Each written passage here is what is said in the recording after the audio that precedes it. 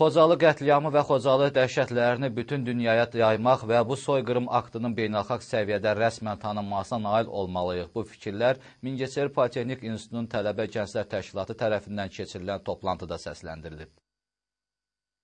Mingəçevir Politexnik İnstitutunda 20-ci əsrin bəşəri cinayətlərindən olan Xocalı qətliamının anılması münasibəti ilə Tələbə Gənclər Təşkilatının təşkilatçılığı ilə tədbir keçirilib. Toplantıda institutun professor, müəllim və tələbə heyəti iştirak edib. Öncə tədbir iştirakçıları 26 fevral Xocalı qurbanlarının xatirəsini bir dəqiqəlik sükutla yad ediblər. Daha sonra tələbələrin məruzələri dinlənilib. Onlar bildiriblər ki, o zamanki Sovet ordusunun qalığı olan və məqsədli şəkildə Qarabağa yerləşdirilən 366-cı mota atıcı alayının köməyi ilə erməni daşnaqları xalqımıza qarşı misli görünməyən vəhşiliklər törədiblər.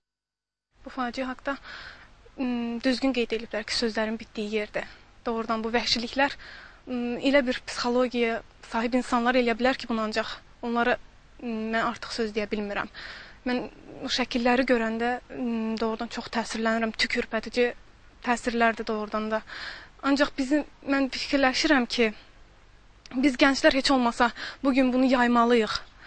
Bu belə qalmalı deyil axı. Xocalı soyqırımı dünyada baş vermiş ən dəhşətli, ən vəhşətli hadisələrdən biridir. Bu hadisəyə heç bir cürə haqq qazandırma olmaz.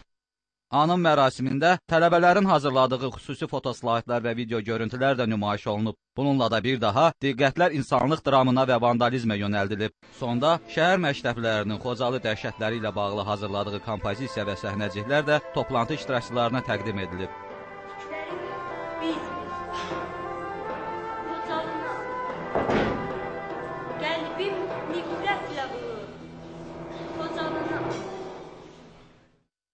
Şahin Qurbanzadə, Talih Rəsulov, LTV Mingəçevir.